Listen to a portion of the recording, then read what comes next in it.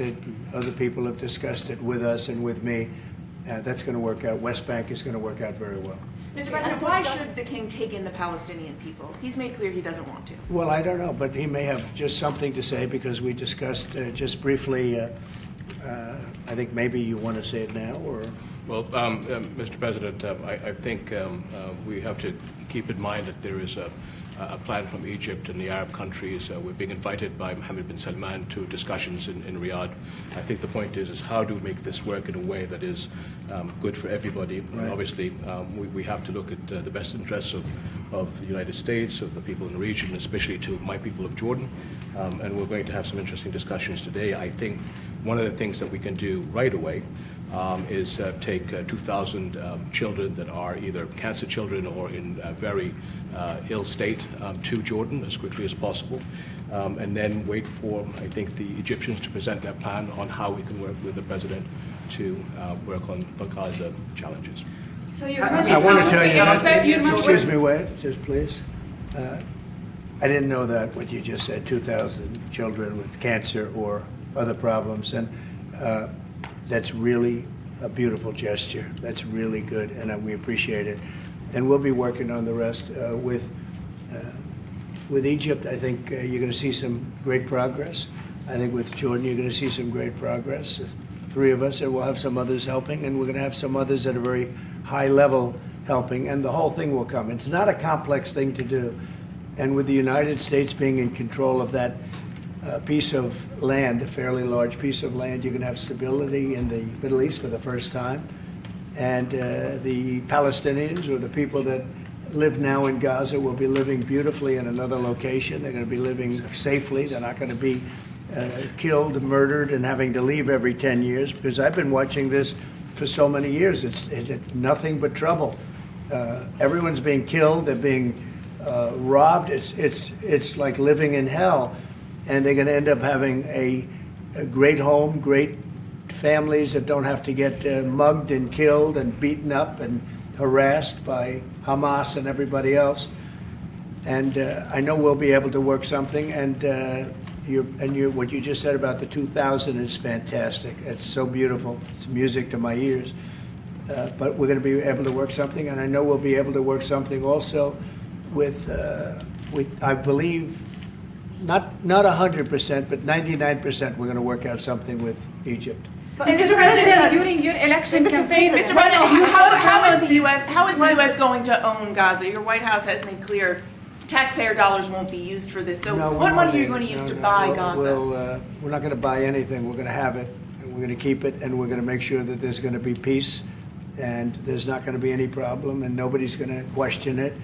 And we're going to run it very properly, and eventually we'll have economic development at a very large scale, maybe the largest scale on that site. And we'll have lots of good things built there, including hotels and office buildings and housing and other things.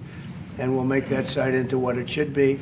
And the people from Gaza who wouldn't be able to be there for years, because you're talking about just to get it and prepare it and to take care of all of the problems that currently it has, as you know, tunnels, and people are in those tunnels, and you have some good people and some bad people, and you may have hostages right now. You know, you have the hostages possibly there. They don't know where they are.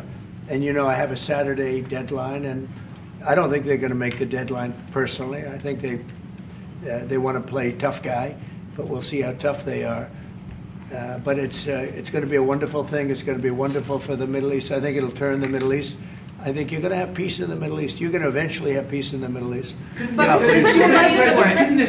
this deadline risk undermining the talks that you're having with the King today, and risk the kind of wider peace that you're trying to? No, because we're not talking about a big situation. We're talking about something that can go very quickly. We're talking about it's going to go quickly. It's not going to take a long time, okay? That's not going to take a long time. You know bullies? You know what a bully is, right? You know the bully, and I found it throughout my life, a bully is the weakest person. And they're bullies. Hamas is bullies. The weakest people are bullies. You know that, right? All right, go ahead. Mr. President, you were saying that Palestinians will live somewhere else safe. Where exactly do you want them to live? Well, it's not where I want them to live. It's going to be where we ultimately choose as a group. And I believe we'll have a parcel of land in Jordan. I believe we'll have a parcel of land in Egypt. We may have someplace else, but I think when we finish our talks, we'll have a place where they're going to live very happily and very safely. And, you know, don't forget, they only want to be on the Gaza Strip because they don't know anything else. They never had an alternative. And they don't want to be on the Gaza Strip, but they have no choice. They have to be. And they're being killed there at levels that nobody's ever seen. No place in the world is like as dangerous as the Gaza Strip. They don't want to be there. They have no alternative. When they have an alternative, not one person will want to stay where they are. Nobody wants to stay there. They're living in hell. It's a death trap. Mr. President, how do you know that the Palestinians don't want to leave their land? Some people say this is ethnic cleansing. You won't be able to force them to leave their land. They stay We're moving there. them to a beautiful location where they have new homes, where they can live safely, where they'll have But they want to doctors leave, and sir. medical and all of those things. And I think it's going to be great. Yeah, any questions? King Abdullah, what do you think about the U.S. taking over the Gaza Strip? Do you want to see the U.S. own the Gaza Strip? Well, I think, as I said earlier, the president is looking at Egypt coming to present their plan. As I said, we will be in Saudi Arabia to discuss how we can work with the president and with the United States. So I think let's wait until the Egyptians can come and present it to the president and not get ahead of ourselves. And is there a parcel of land in Jordan that you're willing to have Palestinians? Well, I think what we said, I have to look at the best interests of my country. I think the president is very happy that we do this thing with 2,000 children as quickly as possible. And again, I believe that the president is looking forward to getting a group of us Arabs here to discuss the overall plan. And last question, the 2,000 children, are those from the Gaza Strip? Absolutely, from the Gaza Are Strip. you willing to change your mind, Mr. That's President? from the Gaza Strip, the 2,000. Are you willing to change your mind if you hear the Egyptian and the Arab plan end of the month?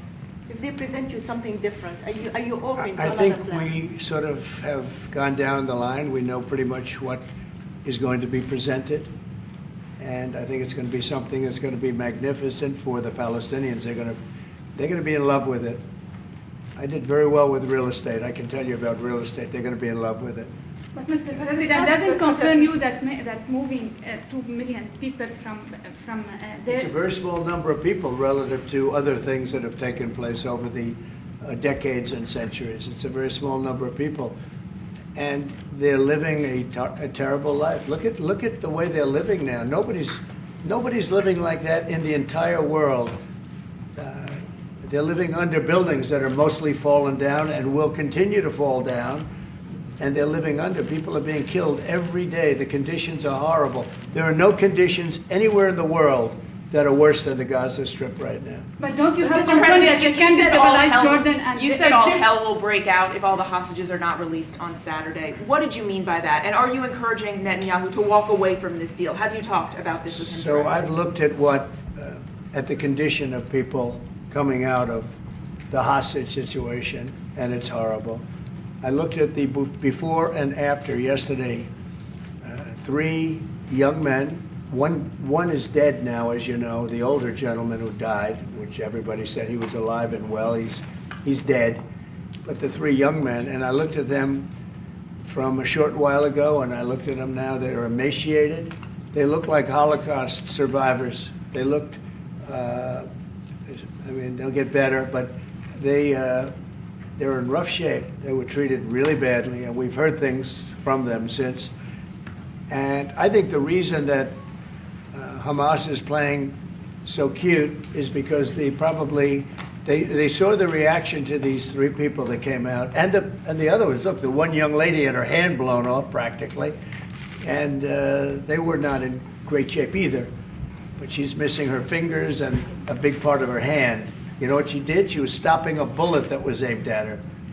She went like that, and it blew off her hand. Now, I think I think they want time because I think the people that they have living are in such bad shape because they're sending the most healthy people out because they don't want to send the least healthy people out. And there was an uproar when they saw the people from yesterday. So these people I don't want to do 2 and then we do another 2 in another week and then we do 4 and 3 weeks? No, no.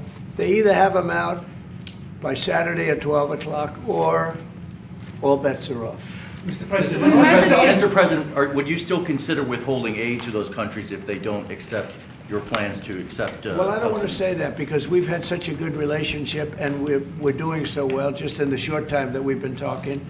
I mean, the king just made a statement. I didn't ask him to do that, about literally saving 2,000 young children from the Gaza Strip. We didn't know about that. You didn't know about that. Nobody did except for the king and his son. I assume you told your son, right? And I just thought it was great. No, I think we'll do something. I don't have to threaten with money. We contribute a lot of money to Jordan and to Egypt, by the way, a lot, to both. But I don't have to threaten that. I think we're above that. I do believe we're above that. So. Would you consider other countries, not Jordan and Egypt? There was talks about Indonesia, Albania, other places. Yeah, sure, we would. And we have other countries that want to get involved. We have a lot of people that want to get involved. There's a great sense of wanting to help the Palestinians. There's a lot of good countries out there, people that rule those countries with big hearts, and this gentleman is at the top of the list. And if they don't want to leave, how are you going to force them, Mr. President? Oh, they're going to be great. They're going to be very happy. Can you Your give us a Majesty, sense, Your Mr. Majesty, President, should we may I- expect that the may I- Jordanian response would be part of a coordinated Arab response? The response will be from a multitude of countries, Arab, international. I know the Europeans want to step in. And again, we'll probably have to look to the help of the United States to make sure that COGAT, which is the clearing agency on the Israeli side, makes this as efficient as possible, because 2,000 kids, the best way to get to them is by helicopters and get them straight to our institutions. And I also believe that quite a few countries would also probably like to take some of those kids and have That's them right. treated in their hospitals. So Now, we this hope to should have launch been this done- ASAP. Yes, and that's right. This should have been done by the Biden administration, but, you know, they didn't do anything. They didn't know what the hell they were doing. So this should have been done by the Biden administration. This should have never happened because October 7th would have never happened if I were president. Zero chance of happening. You wouldn't have had that whole mess where the Middle East got blown up, and you wouldn't have had Ukraine and Russia fighting. That would have never happened.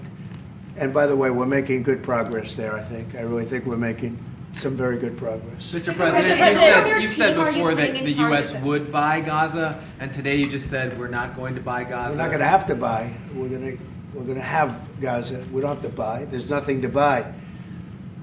We will have Gaza. What does that mean? No reason to buy. There is nothing to buy. It's Gaza. It's a war-torn area. We're going to take it. We're going to hold it. We're going to cherish it. We're going to get it going eventually where a lot of jobs are going to be created for the people in the Middle East. It's going to be for the people in the Middle East, but I think it can be a diamond. It can be an absolute tremendous asset for the Middle East. And you're going to have peace. It's going to bring peace in the Middle East. Gaza, the way it is right now, every 10 years you're going to have the same thing happening. I've watched it so long, all the death and destruction of Gaza. The civilization's been wiped out in Gaza. No, it's going to be a tremendous thing. It's fronting on the sea. It's going to be a great economic development job. It's going to put people to work, a lot of people to work. And those people are all going to be from the Middle East. And just to follow up with one on that for King Abdullah, can you clarify again, sir, how do you feel about the U.S. taking Gaza, as the president said? Well, again, this is something that we, as Arabs, will be coming to the United States with something that we're going to talk about later to discuss all these options. And Mr. President, take it under what authority? It is sovereign territory. Under the U.S. authority. And Mr. President, would you seek to personally develop property in Gaza after this happens? No. I've had a great career in real estate. Mr. I don't- President, your team- You know, when you've done what I've done in the last number of years, including the 4 years that we should have been doing something else, frankly, because people see that now for sure. But when you've done what I've done, you can just do more good for people when you're president. When you're president, we can do things. This is all things that should have been done, but actually things that shouldn't have had to be done. Gaza, absolutely, it would have been so great if the Biden administration would have started this. But actually, in all fairness to them, it was They should have never let it happen. It did happen. And because of the fact that they let this happen, this catastrophe of October 7th, something like this becomes practical and very real, meaning the development and all of the things that I've talked about with respect to the Gaza Strip. If you didn't have the October 7th catastrophe, and it was a horrible catastrophe, then probably you wouldn't be talking about that. But the only thing I can say is this is going to bring stability and peace to the Middle East. And ultimately, when it's developed, which will be in quite a while from now, because we want to let things calm down. But when it's developed, it's going to bring tremendous numbers of jobs to the Middle East, including the people of your country. So Mr. President, what if it does not bring peace to the Middle East? There are many Palestinians, even though you say that everything is going to be beautiful, everything is going to be lovely, they're not going to want to go back. There are going to be people who want to go back and feel like that it is their right to do that. You haven't said, will there be any type of repercussions or anything that happens? We don't think that's going to happen. We think we think people are going to be very happy, thrilled. A lot of those people that you're talking about are going to end up maybe living there and maybe working there, but it'll be in a different form. We have had tremendous support for this project, and we think the biggest asset of the project is going to bring peace ultimately to the Middle East. All right. Mr. President, one last question. Go ahead, behind If- you. And you've asked enough. Mr. President, one of your promises on the campaign trail is to bring peace to the Middle East. It was a promise to your Arab voters here. The Arab voters in the United States oppose this. What do you say to that? Well, you know, if you look at Michigan, where we have a large Arab population, as you know, I was just telling the King that we won. As you know, I won the Arab population. Now, when I started off, I wasn't leading, and when I finished, a few months later, we started campaigning in Michigan. And when I finished, we won it by a tremendous amount, by 30 points.